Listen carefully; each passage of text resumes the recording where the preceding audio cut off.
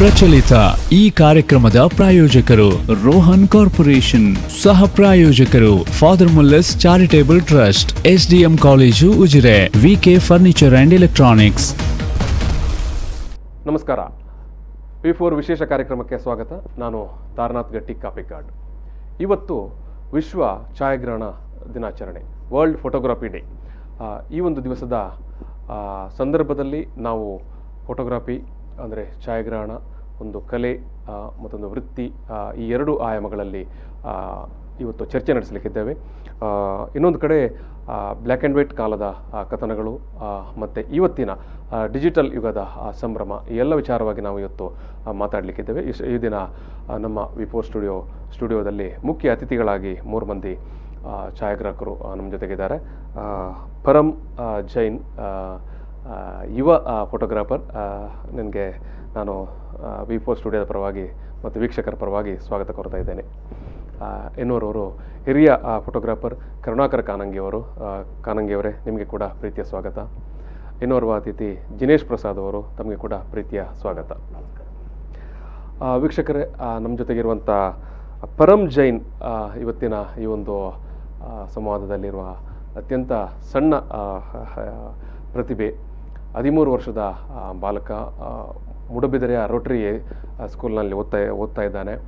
ಯಾಕೆ ಇವತ್ತು ಪರಂ ಜೈನ್ ಈ ಒಂದು ನಮ್ಮ ಚರ್ಚೆಯ ನಡುವೆ ಭಾಗವಹಿಸ್ತಾ ಇದ್ದಾನೆ ಅಂತ ಹೇಳಿದ್ರೆ, ಇತ್ತೀಚೆಗೆ ಅವನು ರಾಷ್ಟ್ರಮಟ್ಟದ ಪ್ರಶಸ್ತಿಯನ್ನು ಗೆದ್ದಂಥ ಒಬ್ಬ ಯುವ ಪ್ರತಿಭೆ ಪರಂ ಜೈನ್. ಅವನು ಬೆಂಗಳೂರಿನ ಯೂತ್ ಫೋಟೋಗ್ರಫಿ ಸೊಸೈಟಿಯವರು ಆಯೋಜಿಸಿದಂಥ ರಾಷ್ಟ್ರಮಟ್ಟದ ಫೋಟೋಗ್ರಫಿಯಲ್ಲಿ ಬ್ಲ್ಯಾಕ್ ಆ್ಯಂಡ್ ವೈಟ್ ವಿಭಾಗದಲ್ಲಿ ಅವನು ಮತ್ತು ಫೋಟೋ ಟ್ರಾವೆಲ್ ಅನ್ನುವ ವಿಭಾಗದಲ್ಲಿ ಅವನು ಪ್ರಥಮ ಬಹುಮಾನವನ್ನು ಗೆದ್ದುಕೊಂಡಂಥ ಒಬ್ಬ ಬಾಲ ಪ್ರತಿಭೆ. ಪರಂ, ಮೊದಲಾಗಿ ನಿನಗೆ ಕಂಗ್ರ್ಯಾಚುಲೇಷನ್ಸ್. ಎಸ್. ಮತ್ತು ಕರುಣಾಕರ ಕಾನಂಗಿಯವರು ಮಂಗಳೂರಿನ ಹಿರಿಯ ಫೋಟೋಗ್ರಾಫರ್.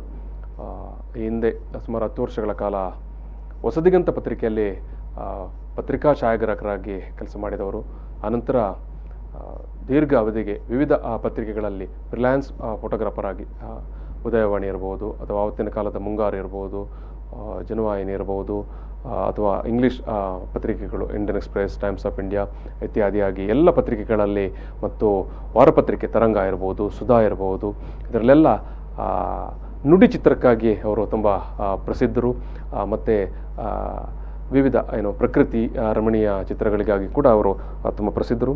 ಜೊತೆಗೆ ಅವರು ವೃತ್ತಿನಿರತ ಛಾಯಾಗ್ರಾಹಕರು, ಫೋಟೋಗ್ರಾಫರ್ಸ್ ಸಂಘದ ಅಧ್ಯಕ್ಷರಾಗಿ ಕೂಡ 2001ರಲ್ಲಿ ಸಂಘಟನೆಯನ್ನು ಬೆಳೆಸುವಲ್ಲಿ, ಕಟ್ಟುವಲ್ಲಿ ಪ್ರಮುಖ ಪಾತ್ರ ವಹಿಸಿದವರು. ಜೊತೆಗೆ ಪತ್ರಕರ್ತರ ಸಂಘ, ಪ್ರೆಸ್ ಕ್ಲಬ್ನಲ್ಲಿ ಕೂಡ ಸಕ್ರಿಯರಾಗಿದ್ದವರು. ಇನ್ನು ಜಿನೇಶ್ ಪ್ರಸಾದ್ ಅವರು ಪೊರ್ಲು ಅಂದರೆ ಖ್ಯಾತಿಯವರು. ಯಾಕಂದರೆ ಅವರ ಕಾವ್ಯನಾಮ ಅಥವಾ ಅವರ ಸ್ಟುಡಿಯೋ ಹೆಸರು ಪೊರ್ಲು, ತುಳುವಿನಲ್ಲಿ. ಬಹುಶಃ 3 ದಶಕಗಳ ಹಿಂದೆ ಇವತ್ತು ಅನೇಕ ಮಂದಿಗೆ ಅದೊಂದು ಸಂಭ್ರಮ ಇದೆ, ತಮ್ಮ ಸಂಸ್ಥೆಗಳಿಗೆ ತುಳುವಿನಲ್ಲಿ ಹೆಸರಿಡುವಂಥದ್ದು. ಜಿನೇಶ್ ಪ್ರಸಾದ್ ಅವರು ಆವತ್ತಿನ ಕಾಲದಲ್ಲೇ ತನ್ನ ಸ್ಟುಡಿಯೋಗೆ ಅಥವಾ ತನಗೆ ಪೊರ್ಲು ಅಂತ ಒಂದು ಕಾವ್ಯನಾಮವನ್ನು ಇರಿಸಿಕೊಂಡವರು. ಮತ್ತು ಅನೇಕ ಅಂತಾರಾಷ್ಟ್ರೀಯ ಮಟ್ಟದ ಫೋಟೋಗ್ರಫಿ ಕಾಂಪಿಟಿಷನ್ನಲ್ಲಿ ಸ್ಪರ್ಧಿಸಿ ಅಥವಾ ಭಾರತವನ್ನು ಅಥವಾ ನಮ್ಮ ರಾಜ್ಯವನ್ನು ಪ್ರತಿನಿಧಿಸಿ ಬಹುಮಾನವನ್ನು ಗೆದ್ದವರು. ಅದು ಅಮೇರಿಕದಿರ್ಬೋದು, ಫ್ರಾನ್ಸ್ ಇರ್ಬೋದು, ಅಥವಾ ಗ್ಲೋಬಲ್ ಫೋಟೋಗ್ರಫಿಕ್ ಕ್ಲಬ್ ಇರ್ಬೋದು, ಅಥವಾ IIFP, ಈ ರೀತಿಯಾಗಿ ಅನೇಕ ಬಹುಶಃ ಅವರ ಒಂದು ನೇಚರ್ ಫೋಟೋಗ್ರಫಿ ಅಥವಾ ಆರ್ಟ್ ಫೋಟೋಗ್ರಫಿ ಬಗ್ಗೆ ಹೇಳೋದಿದ್ದರೆ ಅದು ತುಂಬ ದೀರ್ಘವಾಗಿರುವಂಥದ್ದು.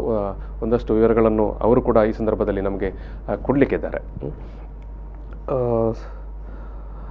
ನಾವು ಆರಂಭದಲ್ಲಿ ಈ ಒಂದು ಚರ್ಚೆಯನ್ನು ಆರಂಭಿಸುತ್ತಿಗೆ, ಯಾಕಂತ ಹೇಳಿದ್ರೆ ಇವತ್ತು ಫೋಟೋಗ್ರಫಿ ಅನ್ನೋದು ತುಂಬ ಸುಲಭದ ಮಾಧ್ಯಮ ಆಗಿದೆ. ಯಾಕಂತ ಹೇಳಿದ್ರೆ ಇವತ್ತು ಎಲ್ಲರೂ ಫೋಟೋಗ್ರಾಫರ್ಗಳಾಗ್ತಾರೆ ಅಥವಾ ಆಗಿದ್ದಾರೆ. ಯಾಕಂತ ಹೇಳಿದ್ರೆ ಇವತ್ತಿನ ತಂತ್ರಜ್ಞಾನ ಅದನ್ನು ಎಲ್ಲರ ಕೈಗೆ ತಂದು ಕೊಟ್ಟಿದೆ. ಆದರೆ 1-2 ದಶಕಗಳ ಹಿಂದೆ ಆ ರೀತಿ ಇರಲಿಲ್ಲ. ಫೋಟೋಗ್ರಾಫರ್ಸ್ ಅಂತ ಹೇಳಿದ್ರೆ ಸೀಮಿತ ಜನರು, ಅದು ಆರ್ಟ್ ಫೋಟೋಗ್ರಫಿಯಲ್ಲಿ ಇರ್ಬೋದು ಅಥವಾ ಪ್ರೊಫೆಷನಲ್ ಫೋಟೋಗ್ರಾಫರ್ ಆಗಿ ಕೂಡ.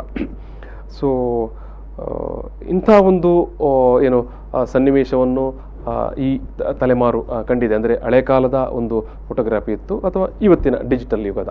ನಾವು ಯಾಕಂತ ಹೇಳಿದ್ರೆ ಆ ಎರಡೂ ಸನ್ನಿವೇಶಕ್ಕೂ ನೀವಿಲ್ಲಿ ಸಾಕ್ಷಿಯಾಗಿದ್ದೀರಿ. ಬ್ಲ್ಯಾಕ್ ಆ್ಯಂಡ್ ವೈಟ್ ಕಾಲದ ಅಥವಾ ಹಳೆ ಕಾಲದ ಫೋಟೋಗ್ರಫಿ ಅಥವಾ ಇವತ್ತಿನ ಡಿಜಿಟಲ್ ಸಂದರ್ಭದಲ್ಲಿ ಏನು ಅತ್ಯಂತ ಸುಲಭವಾಗಿ, ಯಾಕಂದರೆ ನಮ್ಮಲ್ಲಿ ಪರಂ ಒಬ್ಬ ಇವತ್ತಿನ ಒಂದು ರೂಪಕವಾಗಿ ಕಾಣಿಸ್ತಾ ಇದ್ದಾನೆ. ನಾನು ಮೊದಲಾಗಿ ಪರಂ ಜೊತೆಗೆ ಮಾತಾಡ್ತೇನೆ. ಪರಂ, ನೀನು ಏನು ಮೊನ್ನೆ ಆ ಒಂದು ಕಾಂಪಿಟೇಷನಲ್ಲಿ 2 ಬಹುಮಾನಗಳನ್ನು ತಗೊಂಡು, ನಾನು ಈ ಸಂದರ್ಭದಲ್ಲಿ ಪರಂ ತೆಗೆದಂಥ ಫೋಟೋವನ್ನು ಕೂಡ ಇಲ್ಲಿ ನಾವು ನಿಮಗೆ ತೋರಿಸ್ತಾ ಇದ್ದೇವೆ. ಪರಂ ಜೈನ್ ಅವರು.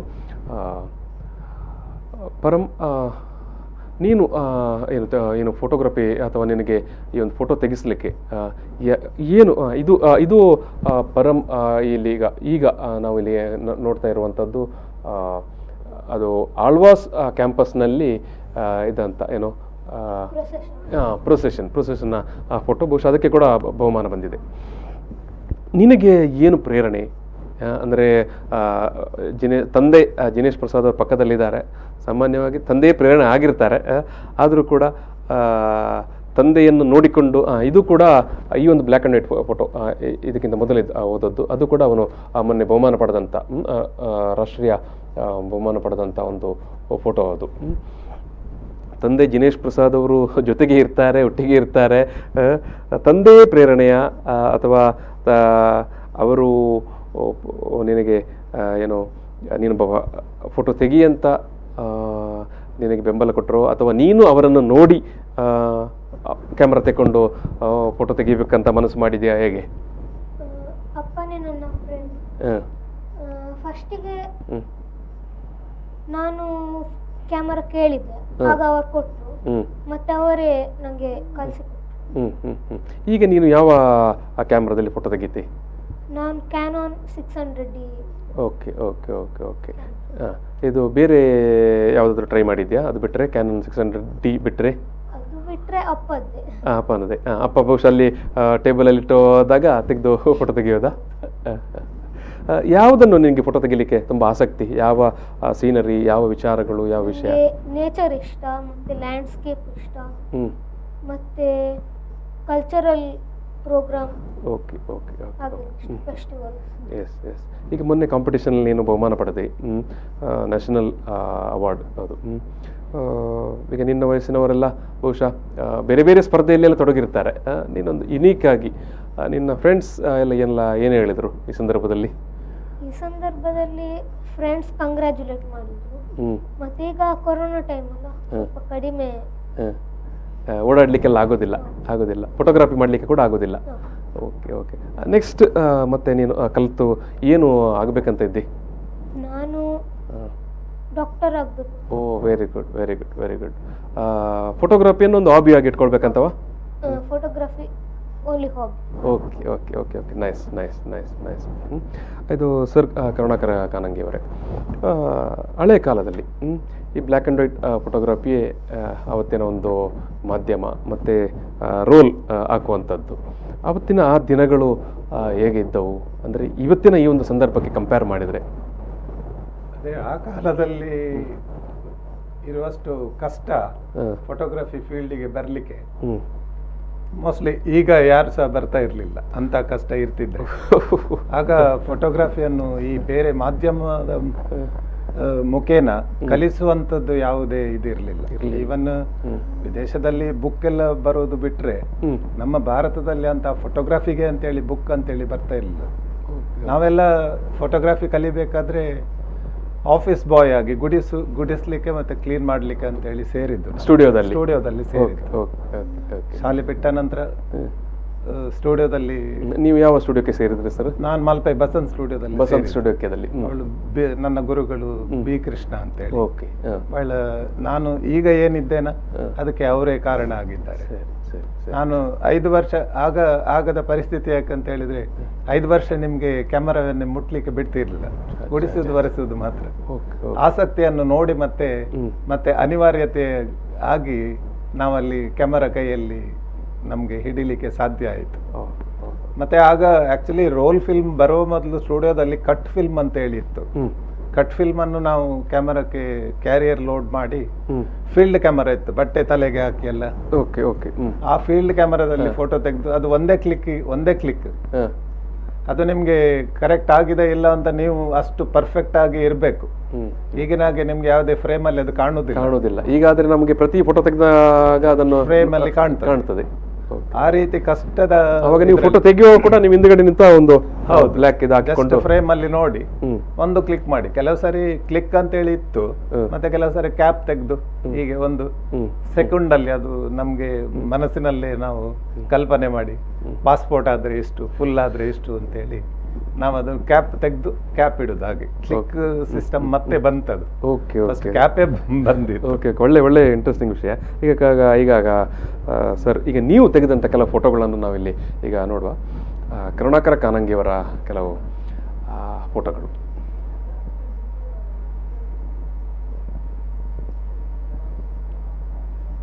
ಇದು ಇಲ್ಲಿದೆ ಸರ್, ಅದು ಆಳ್ವಾಸ್ನವರದ್ದು ಕಲೆಕ್ಷನ್.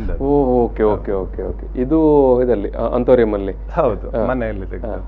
ಇದೊಂದು ಬ್ಲಾಕ್ ಅಂಡ್ ವೈಟ್ ಫೋಟೋಗ್ರಫಿ. ಹೌದು, ಈ ಚಿತ್ರ ಅದು ಈಗ ಇಲ್ಲವೇ ಇಲ್ಲ. ಅದು ಆ ರಂಪಣಿ ಫಂಡ್ ಅಂತ ಹೇಳಿ, ಅದೇ ಪರ್ಸಿನ್ ಬೋಟ್ ಅದು.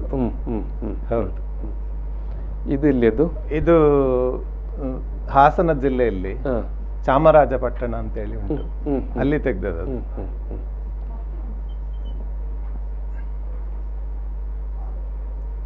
ಇದು ಕೂಡ ಬಹುಶಃ ಮಂಗಳೂರದೇ ಕರಾವಳಿಯಲ್ಲಿ ಮೀನುಗಾರಿಕೆಗೆ ಸಂಬಂಧಪಟ್ಟದ್ದು.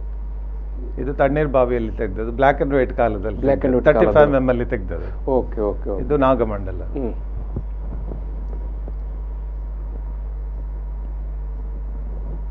ಮಕ್ಕಳ ಮೇಳ ಅಂತೆ, ಯಕ್ಷಗಾನ. ಇದು ಮಕ್ಕಳ ಕನಸುಗಳೆಲ್ಲ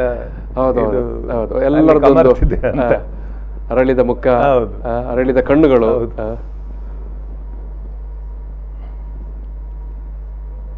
ಇದು ಭರತನಾಟ್ಯ ಟೌನ್ ಹಾಲ್ ಅಲ್ಲಿ ನಡೆದ ಒಂದು ಕಾರ್ಯಕ್ರಮ. ಇದು ಈ ಚಿತ್ರ ಉದಯವಾಣಿ ಮುಖಪುಟ ಬಂದಿತ್ತು. ಅದು ಅಂತಾರಾಷ್ಟ್ರೀಯ ವಸತಿ ವರ್ಷಕ್ಕೆ ವಿದಾಯ ಅಂತ ಹೇಳಿ ಬಂದಿತ್ತು. ಅದು ಇದು ಕಾಸ್ಟ್ ಸ್ಟ್ರೀಟ್ ಅಲ್ಲಿ ವೆಂಕಟರಮಣ ಟೆಂಪಲ್ ನ ಎದುರಲ್ಲಿ ನಿಮಗೆ 18 ವರ್ಷದಿಂದ ಒಂದು ಗಂಡ ಹೆಂಡತಿ ಅದೇ ಮನೆಯಲ್ಲಿ ಬದುಕ್ತಾ ಇದ್ರು, ಜೋಪಡಿಯಲ್ಲಿ. ಜೋಪಡಿಯಲ್ಲಿ. ಆಗ ಅಂತಾರಾಷ್ಟ್ರೀಯ ವಸತಿ ವರ್ಷಕ್ಕೆ ವಿದಾಯ ಅಂತ ಕೊಟ್ಟಿದ್ರು. Very interesting. ನೀವು ಹೇಳಿದ ವಿಚಾರಗಳು ಯಾವುದಂತ ಹೇಳಿದ್ರೆ, ಇವತ್ತು ಒಬ್ಬ ಫೋಟೋಗ್ರಾಫರ್ ಆಗುವುದು ತುಂಬ ಸುಲಭ. ಆದರೆ ಆವತ್ತಿನ ಕಾಲದಲ್ಲಿ ನೇರವಾಗಿ ಹೋಗಿ ಕ್ಯಾಮರಾವನ್ನು ಹಿಡಿಲಿಕ್ಕೇನೆ ಹಿಡಿಬೇಕಂತಿದ್ದರೆ ನೀವು ಒಂದು 3-4 ವರ್ಷ ಸ್ಟುಡಿಯೋದಲ್ಲಿ ಕೆಲಸ ಮಾಡಿ ನಿಮ್ಮ ಶ್ರಮ ಮತ್ತು ನಿಮ್ಮ ಒಂದು ಏನು ಅಭಿರುಚಿ ಅನ್ನು ನೋಡಿ ಆನಂತರ ನಿಮಗೆ ಸಿಗ್ತಾ ಇತ್ತು ಅಂತ. ಬಹುಶಃ ಅವತ್ತು ಅದು ಆ ಕಾಲ. ಇವತ್ತಿಗೆ ಕಾಲ ಪರಿವರ್ತನೆ ಆಗಿದೆ, ಟೆಕ್ನಾಲಜಿ ಕೂಡ ಬದಲಾಗಿದೆ.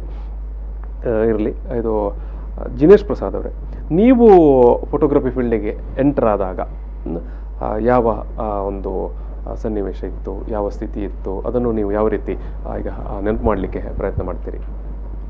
ನಾನು ಛಾಯಾಗ್ರಹಣ ಸ್ಟಾರ್ಟ್ ಮಾಡುವಾಗ ನನಗೆ ಇಲ್ಲಿ ಎಲ್ಲಿಯೂ ಸ್ಟುಡಿಯೋ ಅಂತೇಳಿ ಜಾಗ ಸಿಗಲಿಲ್ಲ. Okay okay okay. ನನ್ನನ್ನು ಹಳ್ಳಿಯಲ್ಲಿ ಮೂಡಬಿದ್ರೆ ಅಲ್ಲ, ಅದಕ್ಕಿಂತ ಒಳಗಡೆ ನೆಲ್ಲಿಕಾರ್ ಅಂತೇಳಿ 25 ಕಿಲೋಮೀಟರ್ ಒಳಗಡೆ ಇಲ್ಲಿ ಮನೆಯಲ್ಲೇ ಸ್ಟಾರ್ಟ್ ಮಾಡಿದೆ. ಅಲ್ಲಿಗೆ ಬರಬೇಕಾದ್ರೆ ಒಂದು ಗದ್ದೆ ದಾಟಿ ಬರಬೇಕು, ಇಂಥ ಪರಿಸ್ಥಿತಿ.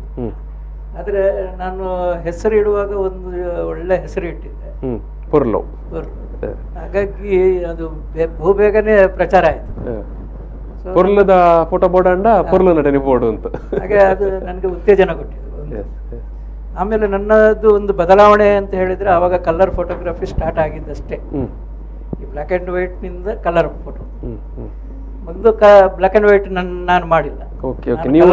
ನೀವು ಎಂಟ್ರಿ ಆದದ್ದೇ ಕಲರ್ ಫೋಟೋಗ್ರಫಿ ಸ್ಟಾರ್ಟ್ ಮಾಡಿ. ಹಾಗಾಗಿ ಅದು ಭಾರಿ ಬೇಗ ಅದಕ್ಕೆ ಡಿಮಾಂಡ್ ಸ್ಟಾರ್ಟ್ ಆಯಿತು. ಕಾರಣ ಎಷ್ಟೇ, ಇಮಿಡಿಯೇಟ್ ಆಗಿ ಸಿಗುತ್ತೆ, ಮತ್ತೆ ಕಲರ್ಫುಲ್ ಆಗಿತ್ತು. ಕಲರ್ಫುಲ್ ಆಗಿತ್ತು, ಇಮಿಡಿಯೇಟ್ ಡೆಲಿವರಿ ಕೊಡ್ಲಿಕ್ಕೆ ಆಗ್ತಿತ್ತು, ಮತ್ತೆ ಬೆಲೆ ಸಹ ಕಮ್ಮಿ ಇತ್ತು. ಹಾಗಾಗಿ ತುಂಬಾ ಪಾಪ್ಯುಲರ್ ಆಯ್ತು.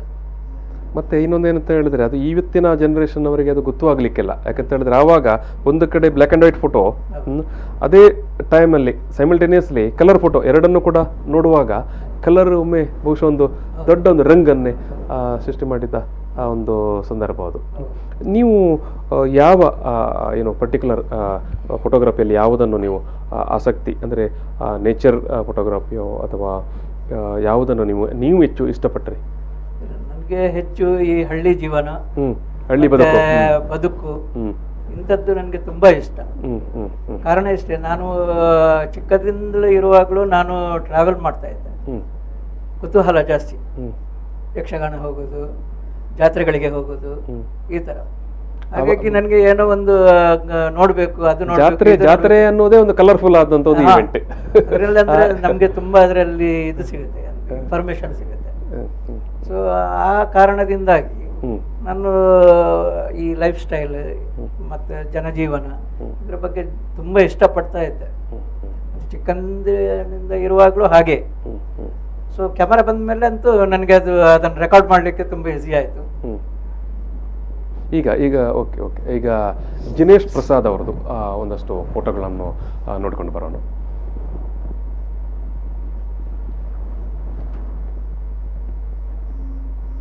ಇದೊಂದು ಛತ್ತೀಸ್ಗಢದಲ್ಲಿ ತೆಗೆದದ್ದು ಒಂದು ಫೋಟೋ, ಟ್ರೈಬಲ್ ವಿಲೇಜ್. ಹೌದು, ಬಹುಶಃ ಅದಕ್ಕೊಂದು ಅವಾರ್ಡ್ ಕೂಡ ಬಂದಿದೆ. ಅದಕ್ಕೆ ಗೋಲ್ಡ್ ಅವಾರ್ಡ್ ಬಂತು, ಆಮೇಲೆ ತುಂಬಾ ಅವಾರ್ಡ್ಗಳು ಬಂತು. ಇದು ಬರ್ಮಾ ದೇಶದ ಮತ್ತು ಥೈಲ್ಯಾಂಡ್ನ ಒಂದು ಗಡಿಭಾಗದಲ್ಲಿ ಒಂದು ಟ್ರೈಬ್ ಇದೆ, ಅದರಿಂದ ತೆಗೆದದ್ದು. ಇದು ಅಭಿಷೇಕ ಕಾರ್ಕಳದ್ದು, ಇದೊಂದು ಆಂಧ್ರ ಪ್ರದೇಶದ ಒಂದು ಹಳ್ಳಿ, ಇದೊಂದು ಛತ್ತೀಸ್ಗಢದಲ್ಲಿ ತೆಗೆದದ್ದು. ಇದಕ್ಕೆ ಕೂಡ ಸಾಕಷ್ಟು ಅವಾರ್ಡ್ ಬಂತು ನನಗೆ. ಅದ್ಭುತ ಇದೆ ಇದು. ಇದಕ್ಕೂ ರೀಸೆಂಟ್ಲಿ ತುಂಬಾ ಅವಾರ್ಡ್ ಬಂತು. ಅಂದ್ರೆ ಒಂದು ಕಲ್ಚರ್ ಅದರಲ್ಲಿ ಕಾಣ್ತಾ ಇದೆ ಅಂತ. ಹೌದು ಹೌದು ಹೌದು, ಒಂದು ರೂಪಕವಾಗಿ ಒಂದು ಮಸೀದಿ. ಇದು ಗೊಮ್ಮಟೇಶ್ವರನ ಪಾದ, ಗೊಮ್ಮಟೇಶ್ವರನ ಪಾದ, ವೇಣೂರಿದ್ದು. Okay okay. ಇದು ಹೊರದೇಶದ ಒಂದು ಚಿತ್ರ. Okay okay. ಇದೊಂದು ಶ್ರೀಲಂಕಾದ್ದು. ಎಲ್ಲ ಆನೆಗಳಿದೆ, ಬರೀ ಆನೆಗಳಿದ್ದೆ ಒಂದು ಪಾರ್ಕ್ ಅದು. Okay okay. ಇದೊಂದು ಹೈದರಾಬಾದ್ ಅಲ್ಲಿ. Okay okay. ಇದು ನಮ್ಮೂರಿನ ಒಂದು ಕಲ್ಚರ್ ಅಥವಾ ಒಂದು ಡ್ರೆಸ್ ಕೋಡ್.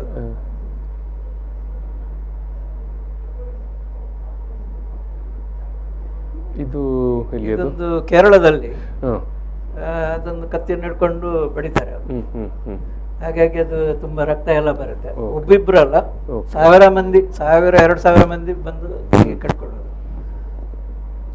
ಒಂದು ಕಂಬಳದ ಫೋಟೋ ಹೋಯ್ತು. ಕಂಬಳ ಅದು ನೋಡಿ, ಇದು ಸೂಟೇದಾರ, ಇದು ಸೂಟೇದಾರ ಕಟೀಲ್ನಲ್ಲಿ. ಇದಕ್ಕೂ ನನಗೆ ತುಂಬಾ ಅವಾರ್ಡ್ ಎಲ್ಲ ಬಂತು. ಇದು ಕಂಬಳ, ಆದ್ರೆ ಕಂಬಳ ಅಂದ್ರೆ ಇದು ದಕ್ಷಿಣ ಕನ್ನಡದ್ದಲ್ಲ, ಇದು ಕೇರಳದಲ್ಲಿ. ಕೇರಳದಲ್ಲಿ ಏನ್ ಹೇಳಿದ್ರೆ ಇದು ಯಾವ್ದು ಎತ್ತುಗಳಿದೆ. ಹೌದು, ಎತ್ತುಗಳು. ಅಲ್ಲಿ ಕೋಣಗಳಿದ್ದು ಇದೆ. ಹೌದು, ನಮ್ಮ ತಮಿಳುನಾಡಲ್ಲಿ ಇದ್ದಾಗೆ ಜಲ್ಲಿಕಟ್ಟು. ಜಲ್ಲಿಕಟ್ಟು ಬೇರೆ, ಜಲ್ಲಿಕಟ್ಟು ಅನ್ನೋದನ್ನು ಹಿಡಿಯುದು, ಇದು ಕೆಸರಿನಲ್ಲಿ ಓಡಿಸುವಂಥದ್ದು. Okay okay okay. ನಾವೀಗಾಗಲೇ ಕರುಣಾಕರ ಕಾನಂಗಿ ಮತ್ತು ಜಿನೇಶ್ ಪ್ರಸಾದ್ ಅವರದ್ದು ಫೋಟೋಗಳನ್ನ ನೋಡ್ಕೊಂಡು ಬಂದೆವು. ವೀಕ್ಷಕರೇ, ಈಗ ಒಂದು ಸಣ್ಣ ಬ್ರೇಕ್ನ ನಂತರ ಇನ್ನಷ್ಟು ಮಾತುಕತೆ ವಿಶ್ವ ಫೋಟೋಗ್ರಫಿ ದಿನಾಚರಣೆ ಬಗ್ಗೆ ಇದೆ. ಪ್ರಚಲಿತ ಈ ಕಾರ್ಯಕ್ರಮದ ಪ್ರಾಯೋಜಕರು ರೋಹನ್ ಕಾರ್ಪೊರೇಷನ್, ಸಹ ಪ್ರಾಯೋಜಕರು father Muller's charitable trust, SDM college Ujire, VK furniture and electronics. V4 ವಿಶೇಷ ಕಾರ್ಯಕ್ರಮಕ್ಕೆ ಮತ್ತೆ ಸ್ವಾಗತ. ವರ್ಲ್ಡ್ ಫೋಟೋಗ್ರಫಿ ಡೇ ಸಲುವಾಗಿ, ಅಂದರೆ ವಿಶ್ವ ಛಾಯಾಗ್ರಹಣ ದಿನಾಚರಣೆ ಅಂಗವಾಗಿ ನಾವು ಇವತ್ತು ಈ ಒಂದು ಸಂವಾದವನ್ನು ನಡೆಸ್ತಾ ಇದ್ದೇವೆ. ಇವತ್ತು V4 ಸ್ಟುಡಿಯೋದಲ್ಲಿ ಹಿರಿಯ ಛಾಯಾಗ್ರಾಹಕರಾಗಿರುವಂಥ ಕರುಣಾಕರ ಕಾನಂಗಿ ಅವರು ನಮ್ಮ ಜೊತೆಗೆ ಇದ್ದರು. ಕರುಣಾಕರ ಕಾನಂಗಿ ಅಂತ ಹೇಳಿದ್ರೆ ಮಂಗಳೂರಿನಲ್ಲಿ ಅವರು ಕಲ್ಪಿತ ಅಂತಲೇ ತುಂಬ ಪ್ರಸಿದ್ಧರು. ಅನಂತರ ನಮ್ಮ ಜೊತೆಗೆ ಪರಮ್ ಜೈನ್, ಬಾಲ ಪ್ರತಿಭೆ, ಅನಂತರ ಇನ್ನೊಬ್ಬ ಹಿರಿಯ ಹವ್ಯಾಸಿ ಫೋಟೋಗ್ರಾಫರ್ ಅಥವಾ ಆರ್ಟಿಸ್ಟಿಕ್ ಫೋಟೋಗ್ರಾಫರ್ ಅಂತಲೇ ಹೆಸರು ಪಡೆದಂಥ ಪೊರ್ಲು ಅಂದರೆ ಜಿನೇಶ್ ಪ್ರಸಾದ್ ಅವರು ನಮ್ಮ ಜೊತೆಗಿದ್ದರು. ನಾವು ಕರುಣಾಕರ ಕಾನಂಗಿ ಅವರೇ, ಆವಾಗ ಬ್ಲ್ಯಾಕ್ ಆ್ಯಂಡ್ ವೈಟ್ ಯುಗದ ಕಥನಗಳನ್ನು ನೀವು ಹೇಳ್ತಾ ಇದ್ರಿ. ನಮ್ಮ ಇವತ್ತು ಚರ್ಚೆಯೇ ಅದೇ, ಬ್ಲ್ಯಾಕ್ ಆ್ಯಂಡ್ ವೈಟ್ ಯುಗದ ಕತೆ ವ್ಯತೆ ಮತ್ತು ಇವತ್ತಿನ ಡಿಜಿಟಲ್ ಯುಗದ ಸಂಭ್ರಮ ಸಡಗರ ಅಂತ. ಬ್ಲ್ಯಾಕ್ ಆ್ಯಂಡ್ ವೈಟ್ ಕಾಲಘಟ್ಟದಲ್ಲಿ ಇದ್ದಂಥ ಸವಾಲುಗಳು ಅಥವಾ ಆ ಬ್ಲ್ಯಾಕ್ ಆ್ಯಂಡ್ ವೈಟ್ ಯುಗದಿಂದ ಕಾಲದಿಂದ ಈ ಕಲರ್ ಇದಕ್ಕೆ ಒಂದು ಕನೆಕ್ಟ್ ಆಗುವಂಥ ಆ ಒಂದು ಮಧ್ಯದ ಪೀರಿಯಡ್ ಇತ್ತಲ್ಲ, ಯಾವ ರೀತಿ ಇತ್ತು, ಹೇಗೆ ಇತ್ತು ಅದು? ಅದಂದರೆ ನಿಜವಾಗಿ ಕಲರ್ ಫೋಟೋ ಬಂದ ಮೇಲೆ ಛಾಯಾಗ್ರಾಹಕನ ಒಬ್ಬನ ಶ್ರಮ ಅಂತ ಹೇಳಿದ್ರೆ ಅದು ಲ್ಯಾಬಿಗೆ 50% ಶಿಫ್ಟ್ ಆಯ್ತು. ಓಕೆ. ತನ್ನದು ಒಬ್ಬನದ್ದೇ ಶ್ರಮ ಅಂತೇಳಿ ಇದ್ದದ್ದು ಅದು ಬ್ಲ್ಯಾಕ್ ಆ್ಯಂಡ್ ವೈಟ್ ಇರುವಾಗ ಮಾತ್ರ. ಅವನೇ ಫೋಟೋ ಎಕ್ಸ್ಪೋಸ್ ಮಾಡ್ತಾ ಇದ್ದ, ಡೆವಲಪ್ ಮಾಡ್ತಾ ಇದ್ದ, ನೆಗೆಟಿವ್ ರೀಟಚ್ ಮಾಡ್ತಾ ಇದ್ದ, ಆನಂತರ ಅದನ್ನು ಪ್ರಿಂಟ್ ಸಹ ಅವನೇ ಡಾರ್ಕ್ ರೂಮ್ನೊಳಗೆ ಮಾಡಿ ಅದಕ್ಕೊಂದು ಪೂರ್ಣ ಪ್ರಮಾಣದ ರೂಪವನ್ನು ಅವನೇ ಒಬ್ಬನೇ ಕೊಡ್ತಿದ್ದ. ಅವನೇ ಅದರ ಕಂಪ್ಲೀಟ್ ಶೇಪ್.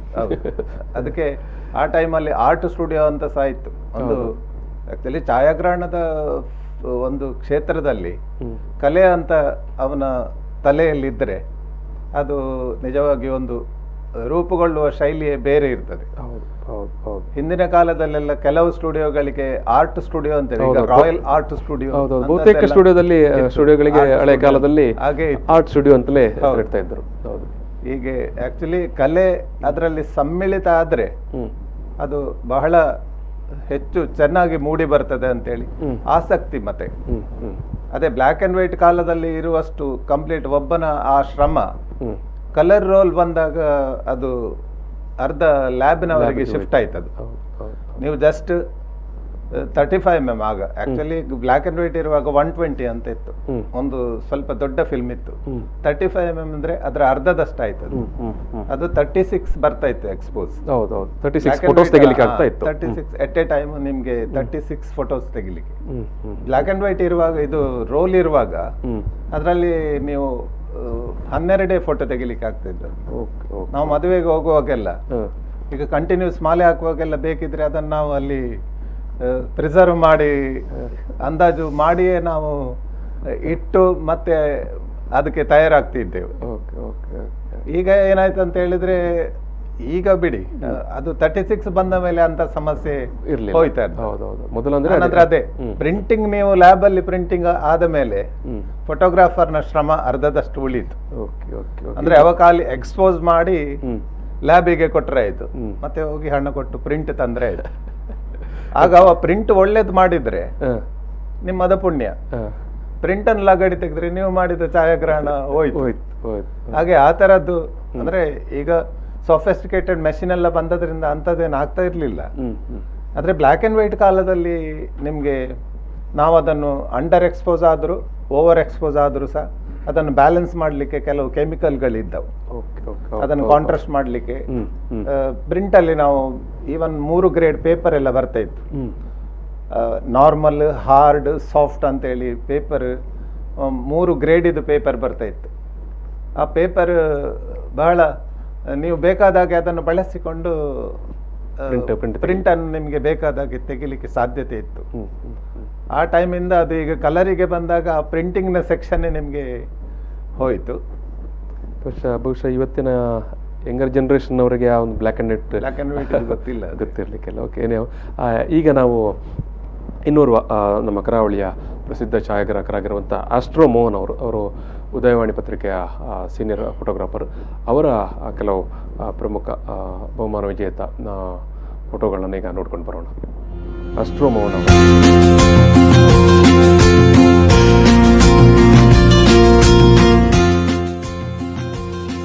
ನಮಸ್ಕಾರ, ನಾನು ನಿಮ್ಮ ಆಸ್ಟ್ರೋ ಮೋಹನ್, ಉದಯವಾಣಿ ಪತ್ರಿಕೆಯ ಹಿರಿಯ ಪತ್ರಿಕಾ ಛಾಯಾಗ್ರಾಹಕ. ಇಂದು ವಿಶ್ವದಾದ್ಯಂತ 181ನೇ ವಿಶ್ವ ಛಾಯಾಗ್ರಹಣ ದಿನವನ್ನು ಆಚರಿಸಲಾಗುತ್ತದೆ. ಇದರ ವಿಶಿಷ್ಟ ಸಂದರ್ಭದಲ್ಲಿ ನಿಮಗೆಲ್ಲರಿಗೂ ಸಹ ನಾನು ಶುಭವನ್ನು ಹಾರೈಸ್ತೇನೆ. ಈಗಾಗಲೇ ನಾವು ಕೊರೋನಾ ಸಂಕಷ್ಟದಲ್ಲಿ ನರಳುತ್ತಾ ಇದ್ದೇವೆ.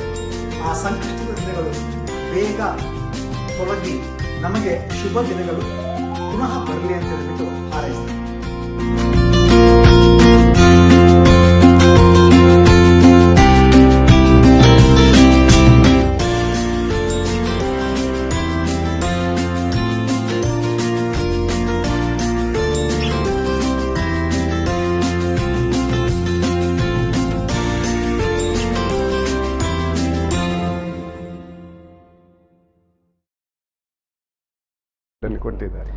ಇದು ಅಸ್ಟ್ರೋ ಅವ್ರು ತೆಗೆದಂಥ ಉಡುಪಿ ಮತ್ತು ಮಣಿಪಾಲದ ಬಗ್ಗೆ ಫೋಟೋಗಳನ್ನೇ ಹಾಕಿಕೊಂಡು ಮಾಡಿರುವಂಥ ಒಂದು ಕಾಫಿ ಟೇಬಲ್ ಬುಕ್ ಅದು. ಪುಸ್ತಕ ಮಾಡಿದ್ದಾರೆ. ಹೌದೌದು, ಅದೇ ಅದರದ್ದೇ ಅದು ಕವರ್ ಪೇಜ್. ಹೌದು, ಅದು ಪುಸ್ತಕ ನಾನು ತಗೊಂಡಿದ್ದೆ ಹಾಂ ಹಾಂ ಹಾಂ ಚಿತ್ರ ನೋಡ್ಲಿಕ್ಕೋಸ್ಕರ. ನಾನು ಒರಿಜಿನಲಿ ಮಲ್ಪೆಯವ. ಕರೆಕ್ಟ್, ಅದು ಹೌದು ಹೌದು ಹೌದು.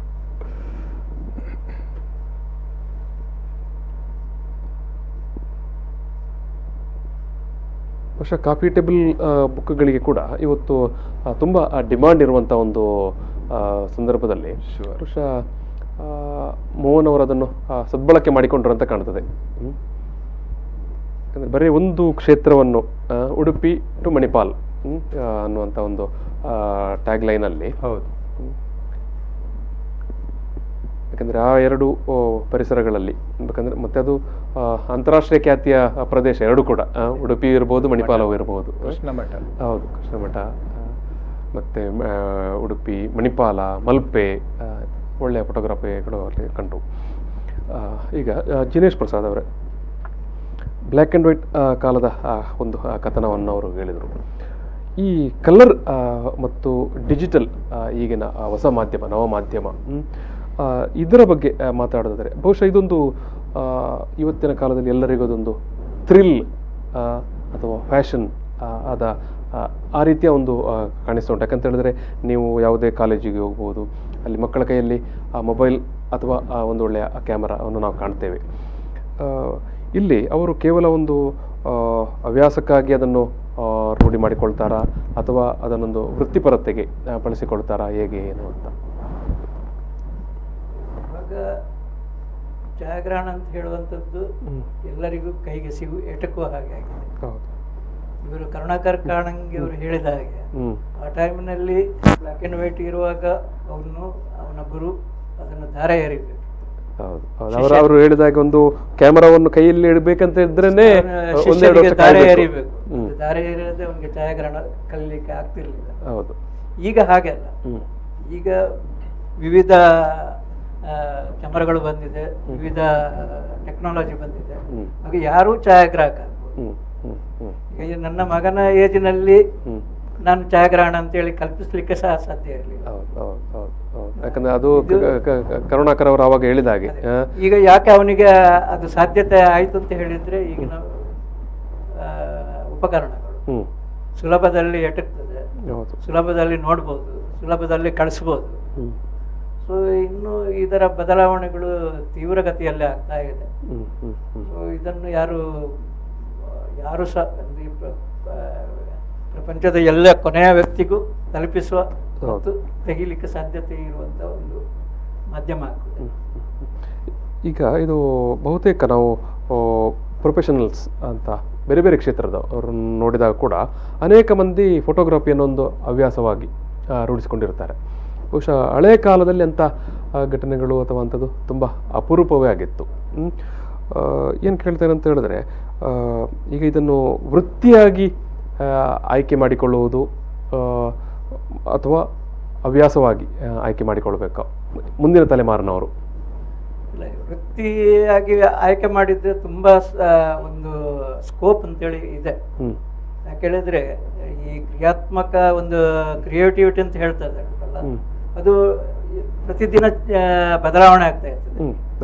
ಸೊ ಆದ್ದರಿಂದ ಈ ಕ್ರಿಯೇಟಿವಿಟಿ ಯಾರ ಹತ್ರ ಇದೆ ಅವ್ರ ವೃತ್ತಿಯನ್ನು ಖಂಡಿತ ಆಯ್ಕೆ ಮಾಡ್ಕೊಳ್ಬೋದು. ಯಾಕೆ ಹೇಳಿದ್ರೆ ಇದು ವಿಡಿಯೋ ಆಗಲಿ ಅಥವಾ ಎಂಟರ್ಟೈನ್ಮೆಂಟ್ ಒಂದು ಕ್ಷೇತ್ರ ಉಂಟಲ್ಲ, ಅದು ಕೊನೆವರೆಗೂ ಬೇಕೇ. ಮನುಷ್ಯನಿಗೆ ಅದು ಎಂಟರ್ಟೈನ್ಮೆಂಟ್ ಇಲ್ಲದಿದ್ದರೆ ಅವನು ನಿಸ್ತೇಜ್ ಆಗಿಬಿಡ್ತಾನೆ, ಅದಕ್ಕೆ ಏನು ವ್ಯಾಲ್ಯೂ ಇಲ್ಲ. ಅದರಿಂದ ಇದು ನಮಗೆ ಒಮ್ಮೆ ವೃತ್ತಿಯಲ್ಲಿ ನಮಗೆ ಸ್ವಲ್ಪ ಅಡಚಣೆಗಳಾಗಿದ್ರೂ ಸಹ ಅದ್ರ ರೂಪಾಂತರ ಹೊಂದಿ ಅದಕ್ಕೆ ಸ್ಕೋಪ್ ಇದ್ದೇ ಇದೆ. ಇದು ಕರುಣಾಕರ್ ಸರ್, ನೀವು ಇದೊಂದು ವೃತ್ತಿ ಮತ್ತು ಹವ್ಯಾಸದ ವಿಚಾರಕ್ಕೆ ಬಂದಾಗ ಮುಂದಿನ ತಲೆಮಾರು ಕೂಡ ಇದನ್ನು ವೃತ್ತಿಯಾಗಿ ಅದರ ಫೋಟೋಗ್ರಫಿಯನ್ನು ತೆಕ್ಕೊಂಡು ಹೋಗೋದಾದರೆ ಏನು ಹೇಳ್ತೀರಿ ನೀವು? ವೃತ್ತಿಗೆ, ಈ ಛಾಯಾಗ್ರಹಣದ ವೃತ್ತಿಗೆ ಯಾರು ಸಹ ಆಸಕ್ತಿ ಇದ್ರೆ ಖಂಡಿತ ಬರ್ಬೋದು. ಒಳ್ಳೆ ಸ್ಕೋಪ್ ಇದೆ ಅದರಲ್ಲಿ. ತಲ್ಲೀನತೆ ಬೇಕು ಮಾತ್ರ. ಒಂದೇ ಸಲ ಬಂದು ಎಲ್ಲವನ್ನು ಬಾಚಿಕೊಳ್ತೇನೆ ಎನ್ನುವಂಥ ಭಾವನೆ ಇರಬಾರ್ದು.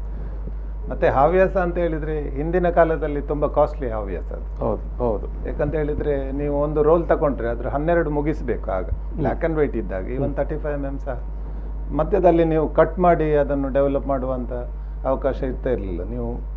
ಈಗ ನೀವು ಡಿಜಿಟಲ್ ಅಲ್ಲಿ ತೆಗೆದ್ರೆ ಒಂದು ಫ್ರೇಮ್ ಅನ್ನು ಸಹ ಡೌನ್ಲೋಡ್ ಮಾಡಿ ನೀವು ನೋಡ್ಬೋದು. ಅಂದ್ರೆ ಒನ್ ಟೈಮ್ ನೀವು ಒಮ್ಮೆಗೆ ಇನ್ವೆಸ್ಟ್ ಮಾಡೋದು ಅಂತ ಹೇಳ್ತೀರಿ ಒಂದು ಕ್ಯಾಮರಾ ಇದ್ರೆ. ಆಗ ನಾವೊಂದು ನಿಕಾನ್ FM10 ಅಂತೇಳಿ ಕ್ಯಾಮರಾ ಇತ್ತು, ಅದಕ್ಕೆ 12,000 ರೂಪಾಯಿ ಕೊಡ್ತಾ ಇದ್ದೆವು. ಆಗ ಅದು ದೊಡ್ಡ ಇನ್ವೆಸ್ಟ್ಮೆಂಟ್ ಅಂತ ಲೆಕ್ಕ. ಆದ್ರೆ ಅದರ ಸಾಧಾರಣ ಎಷ್ಟು ವರ್ಷಗಳ ಹಿಂದೆ ಸರ್ ಅದು ಅಂದಾಜು? ಒಂದು 30 ವರ್ಷದ ಹಿಂದೆ. 30 ವರ್ಷದ ಹಿಂದೆ. ನಾನು ಇಲ್ಲಿ ಸ್ಟುಡಿಯೋ ಮಾಡಿ 35 ವರ್ಷ ಆಯ್ತು. 84ಗೆ ಬಂದದ್ದು. ಆಗ ಏನಾಗ್ತದೆ ಅಂತ ಹೇಳಿದ್ರೆ, ನಾವು ಆ ಕ್ಯಾಮರಾ ತಕೊಂಡ ನಂತರ ಪ್ರತಿ ಮದುವೆಗೆ ಅಥವಾ ಪ್ರತಿ ಫಂಕ್ಷನಿಗೆ ನಾವು ಹೋಗುವಾಗ ಒಂದಷ್ಟು ರೋಲನ್ನು ಬ್ಯಾಗಲ್ಲಿ ಹಾಕೊಂಡು ಹೋಗ್ಬೇಕು. ಆ ರೋಲಿಗೆ ನಾವು ಇನ್ವೆಸ್ಟ್ ಮಾಡಬೇಕಿತ್ತು. ಈಗ ಅಂತ ಪರಿಸ್ಥಿತಿ ಇಲ್ಲ. ನೀವೊಂದು 32 GB ಕಾರ್ಡ್ ತಗೊಂಡ್ರೆ ಫೋಟೋ ತೆಗಿಬೋದು. ಹಾಗಾಗಿ ಕ್ಯಾಮರಾ ಸಹ ಕಾಸ್ಟ್ಲಿ ಆಗಿದೆ ನಿಮ್ಗೆ. ಕ್ಯಾಮರಾ ಈಗ ನೀವು ಸಾಧಾರಣ ಕ್ಯಾಮರಾಕ್ಕೆ ಬಂದ್ರೆ ಸಹ 1,25,000 1,60,000 ಆ ರೇಂಜ್ ಅಲ್ಲಿ ಬರ್ತದೆ.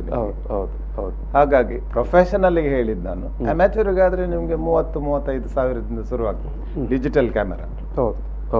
ಹಾಗಾಗಿ ಆ ಟೈಮಿಗೆ ಮತ್ತೆ ಈಗ ಕಂಪೇರ್ ಮಾಡ್ಲಿಕ್ಕೆ ಸಾಧ್ಯ ಇಲ್ಲ. ಈಗ ಒನ್ ಟೈಮ್ ಇನ್ವೆಸ್ಟ್ ಮಾಡಿದ್ರೆ ನೀವು ಮತ್ತೆ ಕಣ್ಣು ಮುಚ್ಚಿ ಹೊಡಿತಾ ಹೋಗುದು.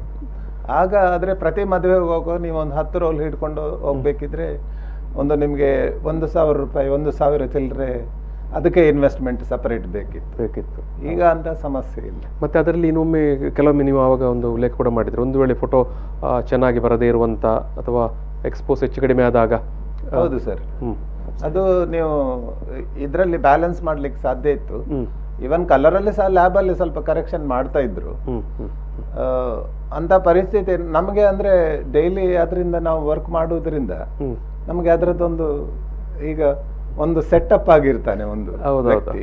ಹಾಗಾಗಿ ಅದು ಅಷ್ಟು ಡಿಫರೆನ್ಸ್ ಬರ್ತಾ ಇರ್ಲಿಲ್ಲ. ಓಕೆ ಓಕೆ ಓಕೆ ಓಕೆ ಈಗ ಕರುಣಾಕರ್ ಸರ್ ಮತ್ತು ಇವರ ನಮ್ಮ ಕರಾವಳಿ ಇನ್ನೊಬ್ಬ ಹಿರಿಯ ಫೋಟೋಗ್ರಾಫರ್, ಕಪ್ಪು ಬಿಳುಪು ಫೋಟೋಗ್ರಾಫರ್ನಲ್ಲೇ ಮಾಸ್ಟರ್ ಅಂತ ಹೇಳ್ಬೋದು, ಯಜ್ಞ ಅವರು ತೆಗೆದಂಥ ಕೆಲವು ಫೋಟೋಗಳನ್ನು ನೋಡಿಕೊಂಡು ಬರೋಣ. ಯಜ್ಞ ಅವರು ಉದಯವಾಣಿಯಲ್ಲಿ ಹಿರಿಯ ಸೀನಿಯರ್ ಫೋಟೋಗ್ರಾಫರ್ ಆಗಿ ತುಂಬ ವರ್ಷ ಕೆಲಸ ಮಾಡಿದವರು. ಅವತ್ತಿನ ಕಾಲದಲ್ಲಿ ಬ್ಲ್ಯಾಕ್ ಅಂಡ್ ವೈಟ್ ಯಾವುದೇ ಫೆಸಿಲಿಟಿ ಇಲ್ಲದೆ ಅವರು ಸಾಧಾರಣ ಕ್ಯಾಮರಾ ಹಿಡ್ಕೊಂಡೆ ಒಳ್ಳೆ ಕೆಲಸ ಮಾಡಿದವರು. ನಾವು ಆಲ್ಮೋಸ್ಟ್ ನಾವೆಲ್ಲ ಅವರ ಫಾಲೋವರ್ಸ್ ಆಲ್ಮೋಸ್ಟ್. ದಕ್ಷಿಣ ಕನ್ನಡದಲ್ಲಿ ಒಂದು ಛಾಯಾಗ್ರಹಣ ಅಂತ ಹೇಳುವಂತದ್ದು ಒಂದು ಕಳಿಸಿಕೊಟ್ಟದ್ದೇ ಅವರು. ನಾವೆಲ್ಲ ಎಷ್ಟು ಛಾಯಾಗ್ರಹಣ ಮಾಡಿದ್ರು ಸಹ ಇನ್ಸ್ಪಿರೇಷನ್ ಅಲ್ಲಿಂದಲೇ ಸ್ಟಾರ್ಟ್. ಪ್ರೇರಣೆ ಅವರಿಂದ ನಾವೇನು ನೇರವಾಗಿ ಕಲಿಯೋದಿದ್ದು, ಪರೋಕ್ಷವಾಗಿ ನಾವು ಕಲ್ತಿರ್ತೇವೆ ಅವರ ಚಿತ್ರಗಳನ್ನು. ಅವರ ಪತ್ರಿಕೆಯಲ್ಲಿ ಹೌದು, ಆವಾಗಲೇ ಅದು ಕಾನಂಗಿ ಅವರು ಹೇಳಿದ್ರು, ಫೋಟೋ ಒಂದು ಕಂಡ ತಕ್ಷಣ ಕಲ್ಪಿತಾ ಅವರು ಸ್ಟ್ಯಾಂಪ್ ಇತ್ತು. ಫೋಟೋ ನೋಡಿದ ಕೂಡಲೇ ಇದು ಇವರೇ ಅಂತ ಹೇಳುವಂಥದ್ದು ಒಂದು ಕ್ರಿಯೇಟ್ ಮಾಡಿದ್ರು. ಅದು ತನ್ನದೇ ಆದ ಒಂದು ಛಾಪನ್ನು ಅವರು ಮೂಡಿಸಿದ್ದಾರೆ ಛಾಯಾಚಿತ್ರದಲ್ಲಿ.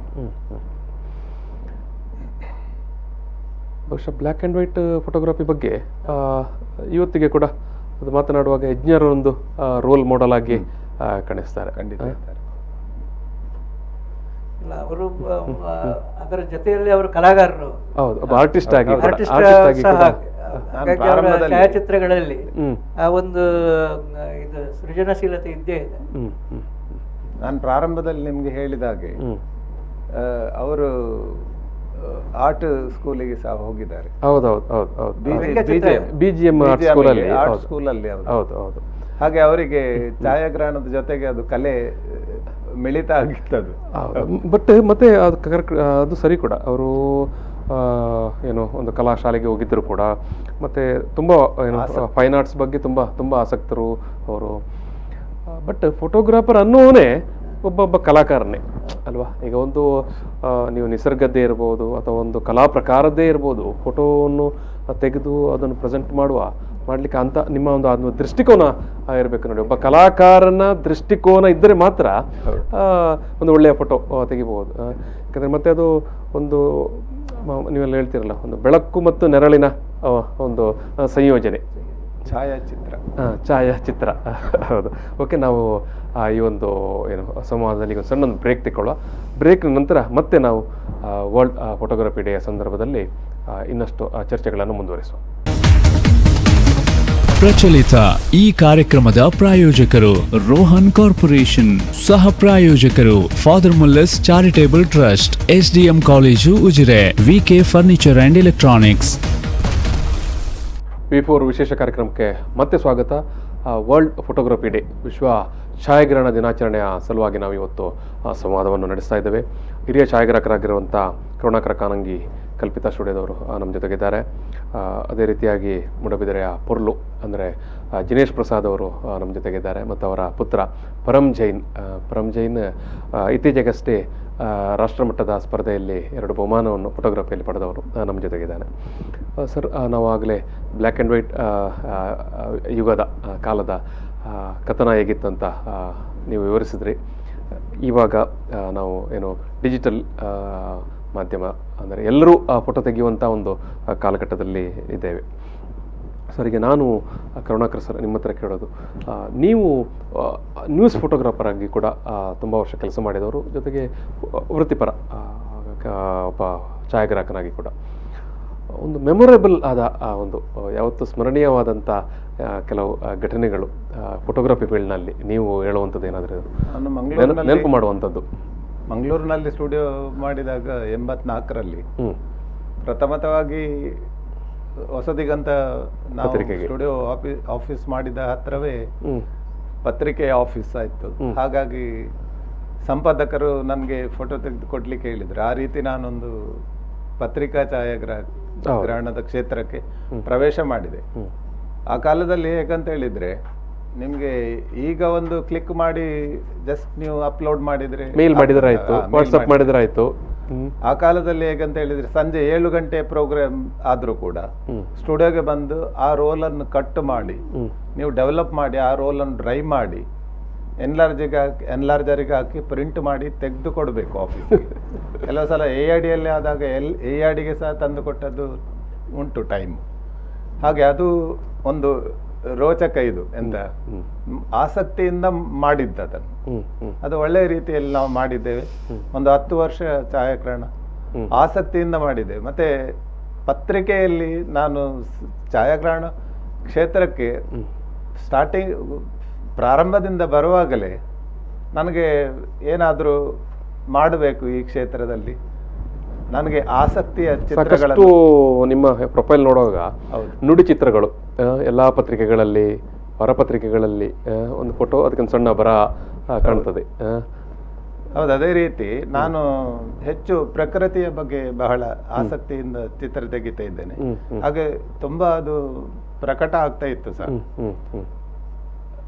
ಅದೇ ನನಗೆ ಒಂದು ಹೆಚ್ಚು ಆಸಕ್ತಿಯಿಂದ ಮತ್ತೆ ಕಲಾಕಾರನಾಗಿ ಒಂದು ಛಾಯಾಗ್ರಹಣ ಕ್ಷೇತ್ರದಲ್ಲಿ ಕಲಾಕಾರನಾಗಿ ಮುಂದುವರಿಲಿಕ್ಕೆ ಅದು ಒಂದು ಪ್ರೇರಣೆ ಅಂತ ಹೇಳ್ಬೋದು ಅಂತ. Okay okay. ಈಗ ನೀವು ನೆನಪು ಮಾಡಿದಾಗೆ ಅಂದರೆ ಅವತ್ತಿನ ಬ್ಲ್ಯಾಕ್ ಆ್ಯಂಡ್ ವೈಟ್ ಕಾಲದಲ್ಲಿ ಪತ್ರಿಕೆಗೆ ಫೋಟೋ ತೆಗಿಬೇಕಿದ್ರೆ ಅದನ್ನು ಫೋಟೋ ತೆಗೆದು ಆಮೇಲೆ ಡೆವಲಪ್ ಮಾಡಿ ಮತ್ತೆ ಕೊಂಡೋಗಿ ಕೊಡಬೇಕಾಗಿತ್ತು. ಯಜ್ಞ ಸರ್ ಮತ್ತು ಮನೋಹರ್ ಅವರೊಂದು ಘಟನೆಯನ್ನು ಯಾವಾಗಲೂ ಹೇಳ್ತಾರೆ.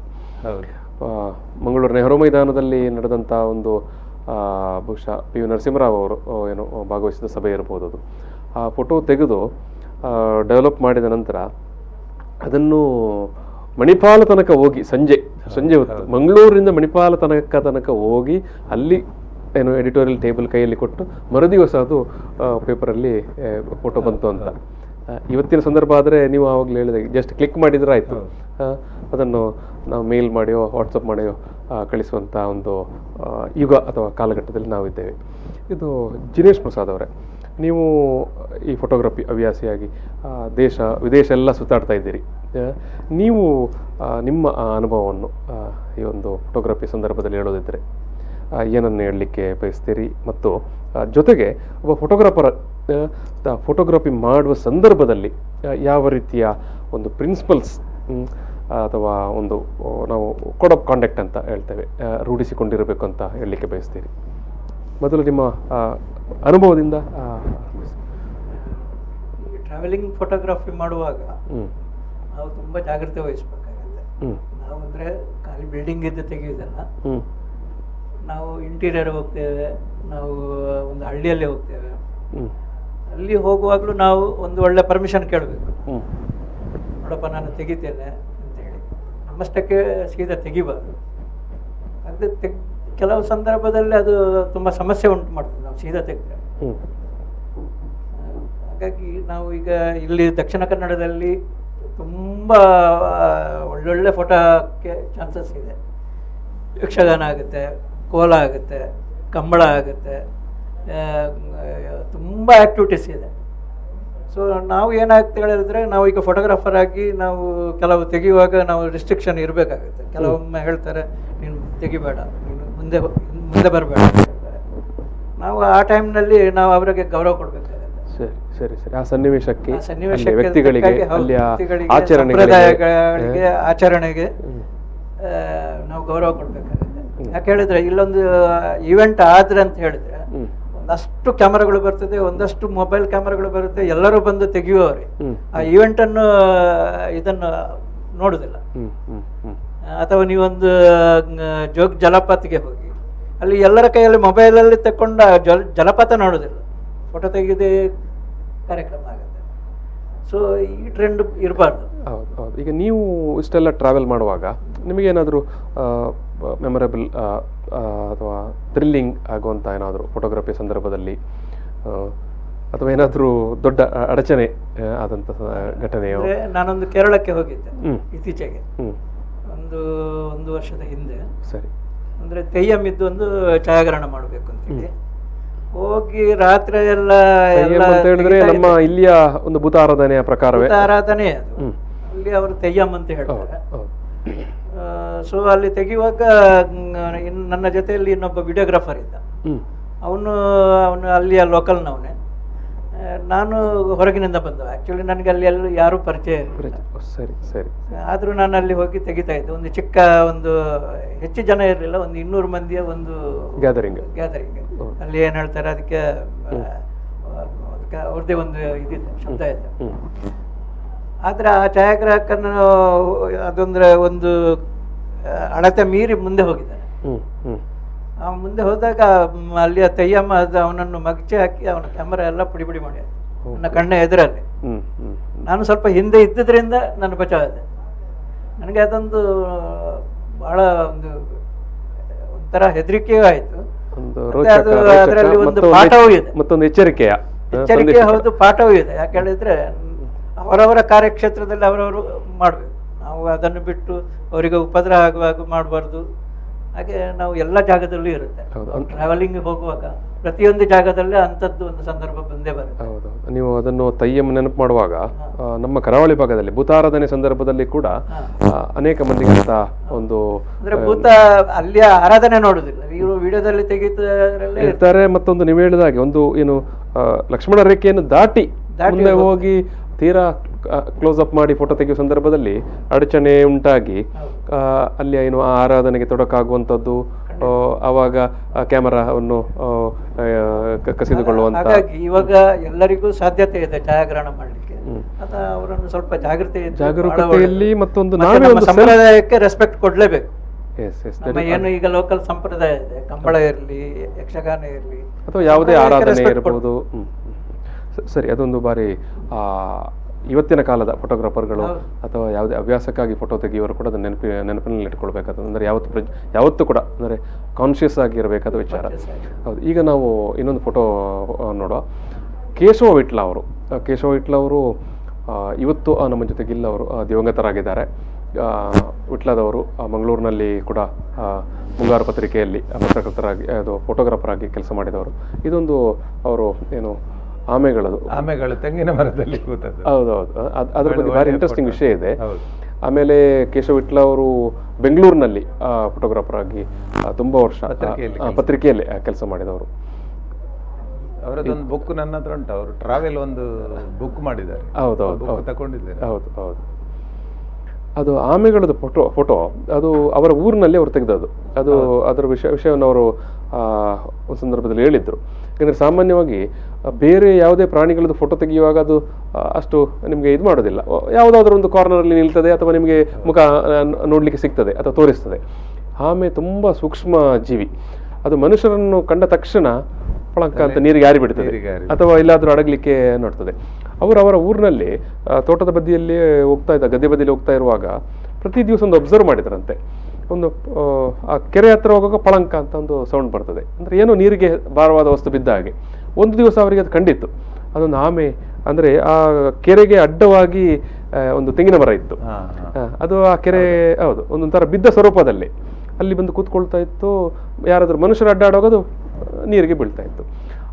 ಆಗ ಅವರಿಗೆ ಅನಿಸ್ತಂತೆ ಇದನ್ನು ಫೋಟೋಗ್ರಫಿ ಮಾಡಬೇಕಂತ. ಅವರು ಅದಕ್ಕೆ ಒಂದಷ್ಟು ದೂರದಲ್ಲಿ ಒಂದು ಸಣ್ಣ ಟೆಂಟ್ ಕ್ರಿಯೇಟ್ ಮಾಡಿ ಅದಕ್ಕೊಂದು ಸಣ್ಣ ತೂತು ಮಾಡಿ ಆ ಟೆಂಟಿನೊಳಗಡೆ ಕೂತ್ಕೊಂಡು ಇಡೀ ದಿವಸ ಕೂತ್ಕೊಂಡು ಮೊದಲೆರಡು ದಿವಸ ಸರಿ ಆಗಲಿಲ್ಲಂತೆ. ಮತ್ತು ಮೂರನೇ ದಿವಸಕ್ಕಾಗುವಾಗ ಅವರಿಗೆ ಫೋಟೋ ಸಿಕ್ಕಿತ್ತು. ಅವರು ಒಂದು ಆಮೆ ಇರ್ತದೆ ಅಂತ ಫೋಟೋ ತೆಗಿಲಿಕ್ಕೆ ಹೋದದ್ದು. ನೋಡುವಾಗ ಅದರಲ್ಲಿ ಒಂದು 5-6 ಆಮೆಗಳು ಬಂದು ಸಿಗ್ತದೆ, ಜಾಸ್ತಿ ಇತ್ತು. ಹೌದು, ಅದನ್ನು ಅವರು ಹೇಳ್ತಾರೆ, ಇದೊಂದು ಭಾರಿ ನನ್ನ ಬದುಕಿನ ಒಂದು ಅವಿಸ್ಮರಣೀಯ ಫೋಟೋಗ್ರಫಿ ಅಂತ. ಬಟ್ ಇವತ್ತು ಅವರು ನಮ್ಮ ಜೊತೆಗೆ ಇಲ್ಲ. ಅದು ಬಹುಶಃ ಫೋಟೋಗ್ರಫಿ ಕ್ಷೇತ್ರಕ್ಕೆ ಕೂಡ ಒಂದು ನಷ್ಟ ಅಂತಲೇ ಹೇಳ್ಬೋದು. ಇದು ಕರುಣಾಕರ್ ಸರ್, ಈಗ ಹವ್ಯಾಸಿ ಸರಿ ವೃತ್ತಿಪರ ಫೋಟೋಗ್ರಾಫರ್ಸ್ ಎದುರಿಸಿರುವಂಥ ಸವಾಲುಗಳು ಈ ಕ್ಷಣದಲ್ಲಿ, ಇವತ್ತಿನ ದಿನಗಳಲ್ಲಿ ಏನಿದ್ದಾವೆ ಅಂತ. ಯಾಕಂದರೆ ನೀವು ವೃತ್ತಿಪರ ಫೋಟೋಗ್ರಾಫರ್ಸ್ ಛಾಯಾಗ್ರಾಹಕರ ಸಂಘದ ಅಧ್ಯಕ್ಷರಾಗಿ ಕೂಡ ಕೆಲಸ ಮಾಡಿದವರು, ಅದನ್ನು ಸಂಘಟನೆ ಮಾಡುವಲ್ಲಿ ಕೂಡ. ಇವತ್ತಿನ ಅವರ ಸವಾಲುಗಳು ಏನಿದೆ ಅಂತ? ಇವತ್ತಿನ ಸವಾಲಂದರೆ ಸರ್, ಈ ಕೊರೋನಾ ಬಂದದ್ರಿಂದಾಗಿ ಸಾಧಾರಣ ಜಗತ್ತಿನ ಎಲ್ಲ ಜನರಿಗೆ ಅದರ ತೊಂದರೆಗಳು ಬಂದಿದೆ. ಹೌದು, ಈ ಛಾಯಾಗ್ರಹಣವನ್ನೇ ನಂಬಿದವರಿಗೆ ತುಂಬ ಜನರಿಗೆ ತೊಂದರೆ ಆಗಿದೆ. ಹೌದು, ದೊಡ್ಡ ದೊಡ್ಡ ಇನ್ವೆಸ್ಟ್ಗಳನ್ನೆಲ್ಲ ಮಾಡಿ ಕ್ಯಾಮೆರಾಗಳನ್ನೆಲ್ಲ ತಗೊಂಡವರಿಗೆ ಈ ಒಂದು ವರ್ಷದಲ್ಲಿ ಅವರು ಇನ್ನು ಒಂದು ವರ್ಷದಲ್ಲಿ ಅದನ್ನು ಮ್ಯಾನೇಜ್ ಮಾಡಬೇಕು. ಮತ್ತೆ ನಮ್ಮಂಥ ಸ್ಟುಡಿಯೋ ಇದ್ದವರಿಗೆ ಇದರಲ್ಲಿ ಅಷ್ಟೊಂದು ಏನು ನಾವು ತಲೆಬಿಸಿ ಮಾಡಿಕೊಳ್ಳುವಂಥ ವಿಚಾರ ಇಲ್ಲ. ಅಂತ ಹೇಳಿದ್ರೆ ನಾವು ಸ್ಟುಡಿಯೋ ಮಾಡಿದ್ರಿಂದಾಗಿ ಈಗ ಪಾಸ್ಪೋರ್ಟ್ ಸೈಜ್ ಅಥವಾ ಯಾವುದೇ ಎನ್ಲಾರ್ಜ್ಮೆಂಟ್ ಫೋಟೋಗ್ರಾಫರ್ ಅಥವಾ ಸ್ಟುಡಿಯೋ ಆಗಿರುವುದರಿಂದ ಯಾವುದಾದ್ರೂ ಕೆಲಸಗಳು ಬರ್ತಾ ಇರ್ತದೆ. ಹಾಗಾಗಿ ನಾವು ಅದನ್ನು ಮಾಡಿಕೊಂಡು ಮ್ಯಾನೇಜ್ ಮಾಡ್ತಾ ಇದ್ದೇವೆ. ಹೊಸದಾಗಿ ಈ ಕ್ಷೇತ್ರಕ್ಕೆ ಬಂದವರಿಗೆ ಸಾಲ ಮೂಲ ಮಾಡಿಕೊಂಡು ಕೆಲವೆಲ್ಲ ದೊಡ್ಡ ದೊಡ್ಡ ಕ್ಯಾಮೆರಾಗಳನ್ನೆಲ್ಲ ಪರ್ಚೇಸ್ ಮಾಡಿದವರಿಗೆ ಒಂದು ಸ್ವಲ್ಪ ತಾಳ್ಮೆಯಿಂದ ಅವರು ಮ್ಯಾನೇಜ್ ಮಾಡಬೇಕಾಗ್ತದೆ.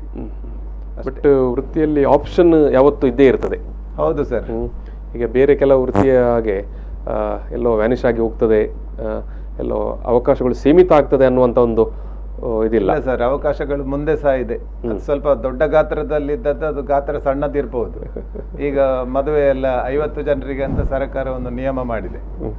ಅಂದ್ರೆ ಅದು ಮುಂದೆ ಒಂದು ಜನವರಿ ಹೊತ್ತಿಗೆ ಬರುವಾಗ ಒಂದು 200 ಜನರಿಗೆ ಪರ್ಮಿಷನ್ ಸಿಗ್ಬೋದು. 200 ಜನರಿಗೆ ಅದು ಆಕ್ಚುಲಿ ಮನುಷ್ಯ ಯಾವುದನ್ನು ಸಹ ಅತಿರೇಕವಾಗಿ ಮಾಡಿದಾಗ ಪ್ರಕೃತಿ ಅವನನ್ನು ಕಂಟ್ರೋಲ್ ಮಾಡ್ತದೆ ಅನ್ನೋದಕ್ಕೆ ಈ COVID-19 ಒಂದು ಮೂಲ ನಮಗೆ ನಿದರ್ಶನ.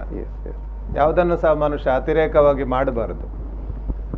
ನಮಗೆ ಎಷ್ಟು ಸೀಮಿತವಾಗಿದೆ ಅಷ್ಟನ್ನೇ ನಾವು ಮಾಡ್ತಾ ಹೋಗ್ಬೇಕು. ನೀವು ನನಗೊಂದು ಪ್ರಶ್ನೆ ಕೇಳಿದ್ದೀರಾ, ವಿಶೇಷ ಘಟನೆ ಅಂತೇಳಿ. ಸರಿಯಾಗಿ ಫೋಟೋಗ್ರಾಫಿ ಕಲಿಯದೇ ಇರುವ ಟೈಮಲ್ಲಿ ಬಾಕ್ಸ್ ಕ್ಯಾಮರಾ ಇದ್ದಾಗ ನಾನು ಬಸನ್ ಸ್ಟುಡಿಯೋದಲ್ಲಿ ಇರುವಾಗ ನಮ್ಮ ಓನರ್ ಸ್ಟುಡಿಯೋದಲ್ಲಿ ಇರಲಿಲ್ಲ. ಆ ದಿವಸ ಉಡುಪಿ ಅಜ್ಜೆರೆಕಾಡಿಗೆ ಇಂದಿರಾ ಗಾಂಧಿ ಬರಲಿಕ್ಕೆ. ಆಗ ಅಲ್ಲಿ ಮಲ್ಪೆಯಲ್ಲಿ ಮಧುರಾಜ್, ಮನೋರಮಾ ಅವರೆಲ್ಲ ಹೆಚ್ಚು ಪ್ರಭಾವಿತರು. ಅವರು ಅಲ್ಲಿ ಒಂದು ಜನ ಕಳಿಸಿ ಫೋಟೋಗ್ರಾಫರ್ ಬರಡು ಅಂತೇಳಿ. ಹಾಗೆ ಒಬ್ರು ನನ್ನನ್ನು ಕರ್ಕೊಂಡು ಹೋದ್ರು. ನನಗೆ ಆಕ್ಚುಲಿ ಎಂತ ಗೊತ್ತಿಲ್ಲ. ಒಂದು ಬಾಕ್ಸ್ ಕ್ಯಾಮರಾ, ಆಗ ನಾವು ಈಗ ಟ್ವಿನ್ ಲೆನ್ಸ್ ಇದ್ದು ಬಾಕ್ಸ್ ಕ್ಯಾಮರಾ ಇದ್ದದ್ದು. ಹಾಗೆ ಆ ಟೈಮಲ್ಲಿ ಇಂದಿರಾ ಗಾಂಧಿದು ಹತ್ತಿರ ಹೋಗಿ ವಿದಿನ್ 4 ಫೀಟ್ ಅಂತದ್ದು ಇಂಥ ಸೆಕ್ಯೂರಿಟಿ ಸಮಸ್ಯೆ ಇರ್ಲಿಲ್ಲ. ನನ್ನನ್ನು ಮೇಲೆ ಅವರು ಸ್ಟೇಜಿಗೆ ಕಳಿಸಿ ಎಷ್ಟೇ ಹತ್ತಿರದಲ್ಲಿ ಅವರು ಖಾದಿ ಅವರು ಯಾವಾಗ್ಲೂ ಯಾವ ಊರಿಗೆ ಹೋದ್ರು ಸಹ ಅಲ್ಲಿದೊಂದು ಸಂಪ್ರದಾಯದೊಂದು ಬಟ್ಟೆ ಉಡುವುದಿತ್ತು. ಹಾಗೆ ಖಾದಿ ಬಟ್ಟೆಯಲ್ಲಿ ಖಾದಿ ಸಾರಿ ಹುಟ್ಟಿದ್ರು ಹತ್ತಿರದಲ್ಲಿ ವಿದಿನ್ 4 ಫೀಟ್. ಅದೊಂದು ನಂದು ಲೈಫಲ್ಲಿ ತುಂಬಾ ಆ ಟೈಮ್ ಮಾಜಿ ಪ್ರಧಾನಿ ಅವರು ಸಹ ಪವರ್ಫುಲ್ ಸಹ ಇದ್ರು.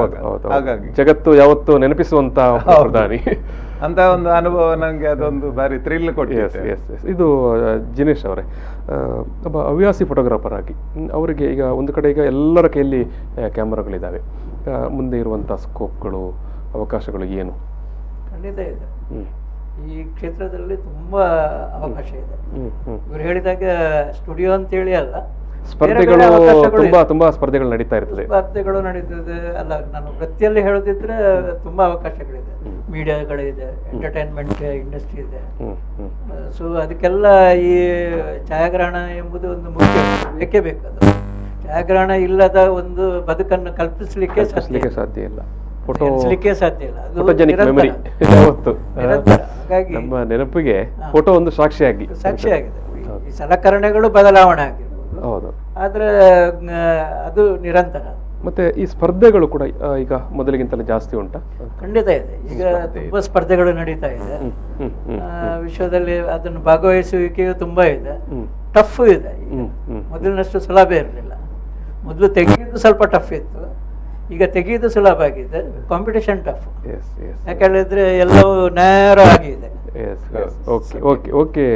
ಓಕೆ ಸರ್, ನಾವು ಇವತ್ತು ಈ ಒಂದು ವಿಶ್ವ ಛಾಯಾಗ್ರಹಣ ದಿನಾಚರಣೆ, ವರ್ಲ್ಡ್ ಫೋಟೋಗ್ರಫಿ ದಿವಸ ಸಲುವಾಗಿ ಒಂದು ಒಳ್ಳೆಯ ಕಲರ್ಫುಲ್ ಆದ ಒಂದು ಸಂವಾದವನ್ನು ಇಲ್ಲಿ ನಡೆಸಿದೆವು. ಈ ಒಂದು ಸಂವಾದದಲ್ಲಿ ಬಂದು V4 ಸ್ಟುಡಿಯೋದಲ್ಲಿ ಭಾಗವಹಿಸಿದಂಥ ಹಿರಿಯರಾದ ಕರುಣಾಕರ ಕಾನಂಗಿ ಸರ್, ಕಲ್ಪಿತಾ ಸ್ಟುಡಿಯೋದವರು, ನಿಮಗೆ ಪ್ರೀತಿಯಿಂದ ನಾನು ಧನ್ಯವಾದವನ್ನು ಸಮರ್ಪಿಸ್ತಾ ಇದ್ದೇನೆ.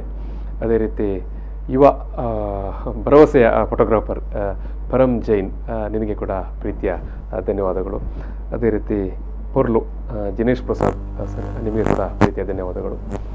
ಈ ಒಂದು ವಿಶ್ವ ಫೋಟೋಗ್ರಫಿ ದಿನ, ವರ್ಲ್ಡ್ ಫೋಟೋಗ್ರಫಿ ಡೇ ಪ್ರಯುಕ್ತ, ವಿಶ್ವ ಛಾಯಾಗ್ರಹಣ ದಿನದ ಪ್ರಯುಕ್ತ ಒಂದು ಒಳ್ಳೆಯ ವರ್ಣಮಯವಾದ ಒಂದು ಸಂವಾದವನ್ನು ಇಲ್ಲಿ ನಡೆಸಿಕೊಡ್ಲಿಕ್ಕೆ ಸಾಧ್ಯವಾಯಿತು. ಈ ಒಂದು ಸಂವಾದವನ್ನು ಇಲ್ಲಿಗೆ ಮುಗಿಸ್ತಾ ಎಲ್ರಿಗೂ ನಮಸ್ಕಾರ.